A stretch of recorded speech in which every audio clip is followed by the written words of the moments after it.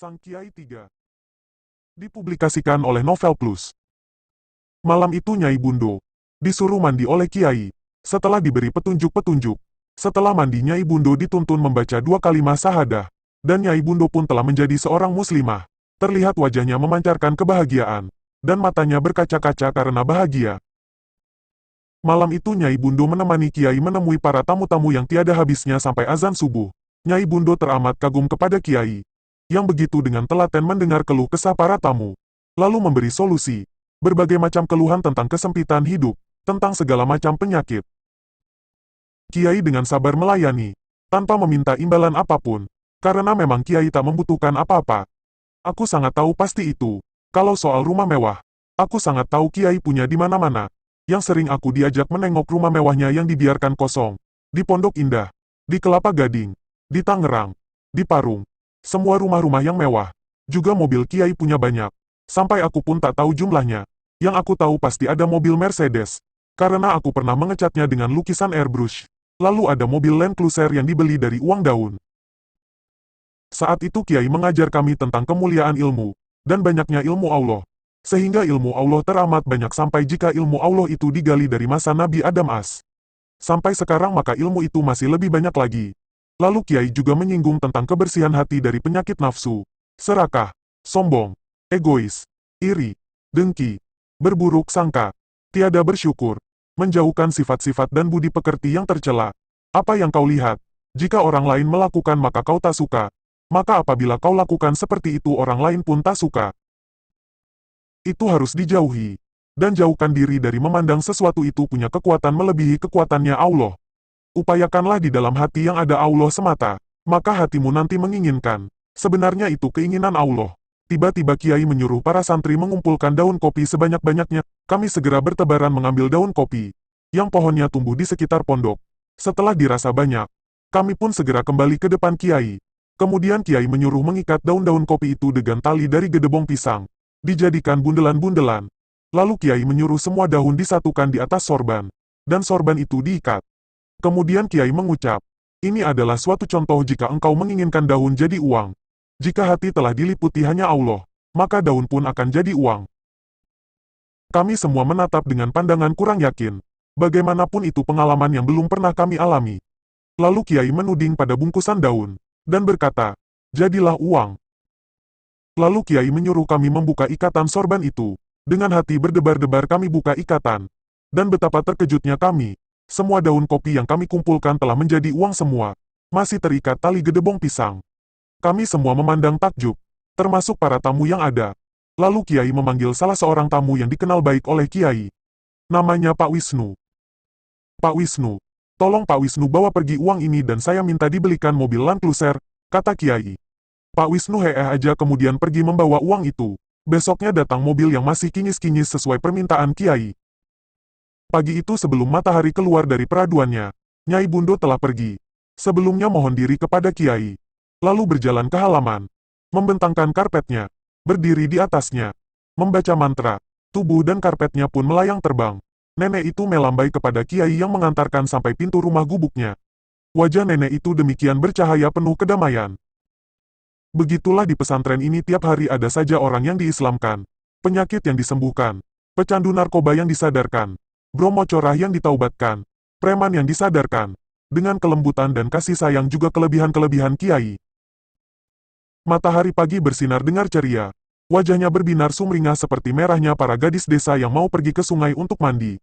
Embun di atas rerumputan bagai permadani manikam, berkilauan bahagia seakan tak takut sebentar lagi sari indahnya akan hilang berbarengan siang yang mulai menggarang. Nampak beberapa tamu menunggu Kiai menemui ada yang ngobrol, ada juga yang duduk bermalasan. Nampak sebuah sedan BMW hitam dop, berhenti di tempat parkir, lalu menempatkan ke parkir jauh dari pohon kelapa yang memang mendomisili tumbuhan di sekitar pesantren. Selain kopi pesitan, picung, dan cecek juga ada pohon melinjo. Setelah mobil berhenti, keluarlah 3 orang, 1 pria dan 2 wanita. Nampaknya 3 orang itu, seorang gadis dan ayah ibunya. Duilah cantiknya, benar-benar gadis yang cantik. Walau di pondok ini sering kedatangan artis, tapi memang gadis ini benar-benar cantik. Mata yang indah, wajah yang sempurna, hidung mancung sekali, bibir yang merekah tapi tipis, alis mata yang melengkung seperti pedang orang Arab, dagu yang lancip. Kulitnya putih bersih tapi mengeluarkan cahaya, mungkin sering mandi susu dan madu. Tubuh yang tinggi tapi padat berisi. Wah, jadi membayangkan yang enggak-enggak, ternyata bukan aku saja yang terpukau. Si Jauhari, Kholil dan Mujahidi, yang sedang menyapu halaman, terbengong-bengong, sapu di tangan mereka terlepas. Dan air liur menetes dari tepi mulut mereka. Wah, bisa malu-maluin. Aku segera menghampiri mereka, dan mengingatkan mereka. Mereka bertiga segera menyadari, dan cepat-cepat melanjutkan menyapu. Aku sebenarnya juga keluar air liur, tapi dikit, tak sebanyak mereka. Ketertarikan wanita dan lelaki juga kekaguman kesempurnaan ciptaan Allah adalah wajar. Wanita memandang lelaki, juga sebaliknya. Kemudian kagum, itu wajar. Asal tidak meneruskan pandangannya ke dalam pandangan perzinahan mata. Yang tidak wajar itu kalau lelaki lihat kambing betina, lalu timbul birahi. Inilah hidup kita ini diberi nafsu binatang. Tapi kita juga diberi pikiran. Nafsu membuat kita hina. Tapi dengan menempatkan pada tempatnya sungguh nafsu tak membuat manusia hina.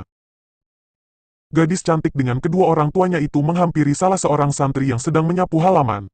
Kebetulan yang didekati si Kholil. Kholil masih pura-pura sibuk menyapu. Keringat dingin keluar membanjir. Gemetar dengkulnya bergemelatukan. Lalu si gadis bertanya, "Mas, kiainya ada?" Tanya gadis itu. Sebenarnya yang ditanyakan hanyalah pertanyaan yang biasa saja, yaitu pertanyaan bagi tamu yang baru datang dan ingin bertemu kiai. Tapi karena Kholil sudah keder duluan, dan suara gadis itu seperti suara seruling dari alam lain, maka Kholil pun gelagapan, seperti orang tenggelam di danau yang dalam. Ngu, uit, nguk. Melihat gelagat yang kurang baik, aku segera menghampiri. "Mau ketemu kiai ya?" Dijawab anggukan oleh ketiga orang itu. "Mari ikuti saya." Saya pun berjalan duluan. Sambil berpikir, pastilah si Kholil nanti malam tak bisa tidur. Kalaupun bisa tidur, pasti semalaman akan mengigau, sampai pagi. Setelah sampai di tempat, Kiai masih sibuk mengobati seorang tamu. Sementara tamu yang lain masih mengantri. Segera tiga orang itu kuminta mengantri. Yang ditangani Kiai bernama Bapak Saipudin. Dia seorang jaksa daerah Banten. Karena menangani suatu masalah Bapak Saipudin disantet orang. Tiba-tiba lelaki tinggi, umur 40-an tahun itu memuntahkan darah kental dari mulutnya. Sementara Kiai mengobati lewat tangan Kiai ditempel di punggungnya. Lalu Kiai memanggilku. "Suruh si Tarsan mengambil kelapa hijau," kata Kiai, yang langsung kufahami maksudnya. Aku segera memanggil Tarsan. Nama Tarsan adalah nama panggilan kepada seorang santri, karena terampilnya memanjat. Tarsan adalah santri dari Bojonegoro. Umurnya 20 tahunan. Tubuhnya kecil tapi kekar, berotot. Tarsan segera memanjat kelapa. Tubuhnya sama sekali tak menempel pada pohon kelapa. Kaki tangannya lincah menempel pada pohon kelapa. Seperti tangan dan kaki itu milik Spiderman. Tak sampai 5 menit 3 buah kelapa didapat tanpa dijatuhkan. Karena memang kelapa itu perintah Kiai. Setelah kelapa itu diisi oleh Kiai, satu kelapa diminum Bapak Saipudin, dan yang dua dibuat mandi. Setelah tamu-tamu dilayani, sampailah pada giliran gadis itu dan kedua orang tuanya. Lelaki itu mulai mengenalkan diri bernama Purnomo, dan istrinya dan gadis cantik itu adalah anak angkat Pak Pur, yang bernama Evo. Aslinya ayahnya orang Jerman dan ibunya orang Indonesia. Sejak umur 12 tahun ibunya telah meninggal dunia, dan papanya kembali ke negaranya, sehingga Pak Purnomo yang mengasuhnya. Pak Pur menarik napas, lalu melanjutkan ceritanya. Namun sayang agamanya Kristen, mengikuti agama ibunya. Tampak Kiai merenung sebentar kemudian berkata ditujukan kepada Evo. "Tidakkah engkau ingin tahu keadaan ibumu di sana?" "Bagaimana aku bisa tahu? Ibuku telah meninggal," jawab gadis itu polos. Kiai lalu menyuruhku memanggil Jauhari, santri asal Madura, yang wajahnya agak kotak, tinggi sedang yang suka mandi berlama-lama tapi kulitnya tetap hitam juga. Tapi memang Jauhari orangnya baik. Bertemu siapa saja ia akan tersenyum. Atau mungkin sengaja tersenyum karena mau menunjukkan pada semua orang bahwa ia punya gigi yang putih. Jauhari segera menghadap Kiai masih dengan senyum khasnya. Tapi ia tak berani menatap gadis cantik yang duduk di situ. Takut ilernya tak bisa ditahan dan membanjir. Tentu akan membuat malu Kiai. "Ada apa Kiai?" katanya, masih tersenyum. "Hur, sini duduk menghadap ke sana," kata Kiai. Menyuruh Jauhari duduk membelakangi Kiai. Yang segera dilakukan Kiai. Perlahan tangan kanan Kiai terangkat tinggi-tinggi, telapaknya terbuka. Kemudian telapak itu tergenggam. Mata Pak Pur, istrinya, dan Evo memandang tak berkedip. Tiba-tiba tangan Kiai seperti melempar sesuatu ke punggung Jauhari. Tiba-tiba secara mengejutkan tubuh Jauhari bergulingan di galar bambu. Suaranya mengadu-adu. Tapi bukan suara Jauhari yang terdengar melainkan suara wanita. Aduh, tolong. Ampun. Sakit. Jangan pukul lagi. Ampun. Suara Jauhari yang menjadi suara perempuan itu merintih-rintih kadang merangkak. Tapi seperti ada yang memukulnya dari belakang. Punggungnya sampai meliuk. Lalu bergulingan. Seperti tak kuat menahan derita sakit yang tiada taraf. Pak Purnomo dan istrinya terkejut, heran, dan berbagai pertanyaan kumpul jadi satu. Tapi yang lebih terkejut lagi adalah Evo. Wajah gadis cantik itu, putih pucat seperti kapas. Tanpa sadar ia menjerit, "Mama!" Mendengar suara Evo, Jauhari yang masih bergulingan itu bangkit lalu merangkak mendekati Evo, masih mengadu dan menangis. "Kaukah itu Evo?" Suara perempuan yang ada di tubuh Jauhari bertanya. "Evo Yulianti Dosat." Evo beringsut mundur. Wajah Jauhari yang hitam makin jelek saja. Mungkin itu yang membuat Evo mundur. Aku jadi berpikir kenapa tadi yang jadi medium bukan aku saja. Setidaknya lebih cakep daripada Jauhari. Tak mungkin. Mama sudah meninggal, tak mungkin. Evo beringsut mundur. Anak durhaka. Setelah ibumu meninggal, kau tidak mengakui ibumu. Aduh. Tubuh Jauhari terjengkang lagi. Seperti ada yang menyambuk punggungnya.